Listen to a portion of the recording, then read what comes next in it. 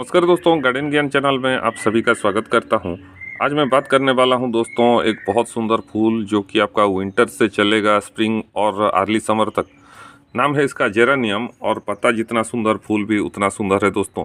तो इसका केयर कैसे करना है और इसको क्यों लगाना चाहिए ये मैं आपको बता रहा हूँ दोस्तों।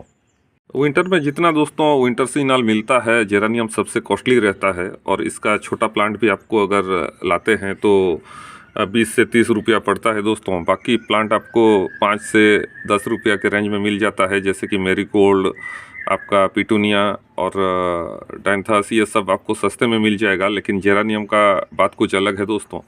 और इसका देखिए प्लांट कितना बूसी हो गया है और इसका स्टार्टिंग केयर अगर आपको आ गया दोस्तों तो प्लांट अच्छे से बढ़ता है। और इसे गमले में आप कैसे लगा सकते हैं और ज़्यादा से ज़्यादा फूल कैसे पा सकते हैं ये मैं आपको बता रहा हूँ। पहला है दोस्तों इसका स्टार्टिंग केयर। प्लांट जब आप खरीद के लाते हो दोस्तों तो पॉटिंग मिक्स ज़रूरी है और पॉटिंग मिक्स के लिए इसका 30% लीजिए मिट्टी, 30% लीजिए सैंड और 30% लीजिए आप दोस्तों राइस हस्क और उसमें 10% के करीब मिला सकते हैं आप गोबर का खाद या फिर वर्मी कंपोस्ट। तो इसमें रूट ग्रोथ अच्छा होगा और प्लांट आपका स्टार्टिंग ग्रोथ लेगा दोस्तों। ये स्टार्टिंग फर्टिलाइज़र आपको देना होता है डीएपी, डाई एमोनियम फॉस्फेट।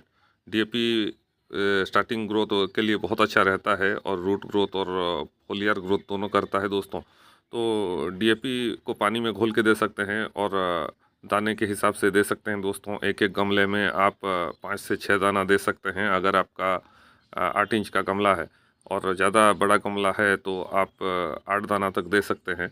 लेकिन पानी में घोल के अगर आपको देना आता है दोस्तों तो बहुत बढ़िया रहता है और जल्दी प्लांट ले पाता है। देखिए मैं बस 1 2 3 4 चीज़ ही रखा हूँ और इन चारों से ही कमाल होगा दोस्तों।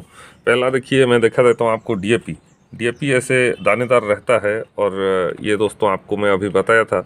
इसको आपको स्टार्टिंग फर्टिलाइज़र जैसा देना है। इसमें नाइट्रोजन और फास्फोरस रहता है। नाइट्रोजन रहता है दोस्तों इसमें 18 और 46 रहता है 46 आपका फास्फोरस। तो रूट ग्रोथ और फोलियर ग्रोथ के लिए बेस्ट है। और इसको अगर आप हर 7 दिन में एक बार देते हैं तो प्लांट अच्छे से ग्रो करता है। प्लांट को आपको लगाना है दोस्तों अक्टूबर लास्ट या फिर नवंबर फर्स्ट में। साइड में देखिए एनपीके 19-19-19। ये आपको प्लांट जब 1 महीने का हो जाए दोस्तों उसके बाद आपको देना है एनपीके 19-19-19। और उसके साथ देखिए एग्रोमिन जो आता है लिक्विड फॉर्म में भी आता है और मैक्स भी आता है पाउडर फॉर्म में। ये आप दे सकते हैं 1 लीटर में 1 ग्राम दे सकते हैं और ये इसको आधा ग्राम दे सकते हैं दोस्तों। और उसी पानी को आपको देना है जेरानियम में। और उसके साथ दोस्तों आप मिला सकते हैं एप्सम सॉल्ट, मैग्नीशियम सल्फेट है, ये कहीं भी मिल जाता है एग्री शॉप में। तो ऐसा अगर आप करेंगे तो ये 4 चीज़ ही चाहिए दोस्तों। इसमें ही प्लांट का ग्रोथ आ जाएगा और ढेर सारा फूल देगा आपको। जेरानियम में दोस्तों फ्लावर सब क्लस्टर में आता है और एक एक स्पाइक से देखिए राउंड होके कितना सारा फूल आ रहा है। और ये वाला है रेड और साइड में देख रहे हैं पिंक। दोनों ही अलग अलग पत्ता में सिलेक्ट किया था और अलग अलग कलर निकला दोस्तों। एक टाइप का पत्ता मत लाइएगा, सेम कलर आ जाएगा। तो कुछ कुछ आइडिया खुद को भी लगाना पड़ता है दोस्तों। तो यहाँ पे देखिए मल्टीपल स्पाइक सब आया हुआ है और प्लांट भर गया है फूलों से। पहला जो स्पाइक आया था दोस्तों उसको मैं तोड़ दिया क्योंकि प्लांट बूसी हो गया। और उसके बाद दोस्तों देखिए चारों तरफ से इसका ग्रोथ बन गया। और प्लांट जितना बूसी रहेगा उतना अच्छा है आपके लिए। बातों का आपको ध्यान रखना है दोस्तों। पहला है आपका भुरभुरी मीडिया, दूसरा है आपका ड्रेनेज होल। ड्रेनेज होल नीचे रहना चाहिए नहीं तो ये मर जाता है। देखिए साइड में दोस्तों कालंचो, कालंचो देखिए रंग बिरंगी फूल सब और बहुत सुंदर लगता है। इसके ऊपर मैं वीडियो डाल चुका हूँ, आप देख लीजिएगा मेरा प्रीवियस वीडियो। तो यहाँ पे मैं जेरानियम के बारे में बात कर रहा था दोस्तों। जेरानियम देखिए फूल इसका लास्टिंग करेगा आपका 8 से 10 दिन और उसके बाद फिर नया नया फूल आता रहेगा। ये करीब आपका देता है 60 से 70 दिन के बाद दोस्तों फूल देता है और उसके बाद कंटिन्यू करता रहता है। ये आपका चलेगा अभी अप्रैल लास्ट मई तक चलेगा दोस्तों। बारिश में इसको बचाना थोड़ा मुश्किल रहता है। अगर बारिश में आप इसे बचा लिए तो फिर इसका प्लांट को आप कंटिन्यू कर सकते हैं। कटिंग से भी आप बना सकते हैं दोस्तों। लेकिन सीड पॉट बनता है इसका, फूल स्पेंड होने के बाद सीड पॉट से भी आप इसे लगा सकते हैं।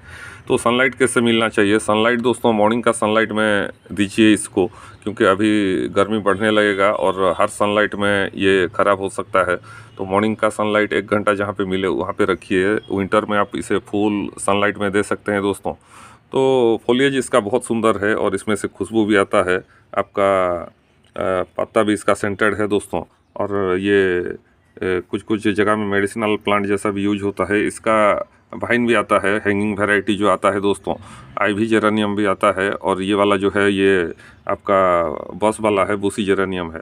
अभी और देखिए, आपको डीएपी नहीं देना है दोस्तों, एनपीके 19-19-19 बैलेंस फर्टिलाइजर है, उसके साथ एग्रोमीन और एप्सम सॉल्ट आपको 1 ग्राम ले सकते हैं, ये वाला 1 ग्राम ले सकते हैं, ये आधा ग्राम ले सकते हैं।